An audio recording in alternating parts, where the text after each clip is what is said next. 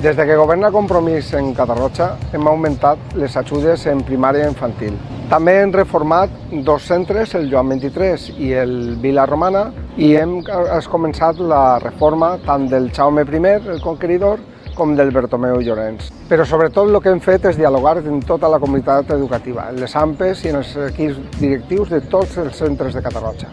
Però encara anem a fer més. Obrirem els patis de les escoles per a que la gent dels barris pugui disfrutar-los i practicar esport. Impulsarem programes de convivència a tots els centres de secundària de la població contra la violència de gènere, contra el bullying i contra l'extilfòbia.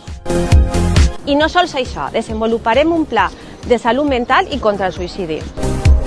Volem millorar totes les instal·lacions de les escoles, volem construir un nou institut, reformar l'actual institut.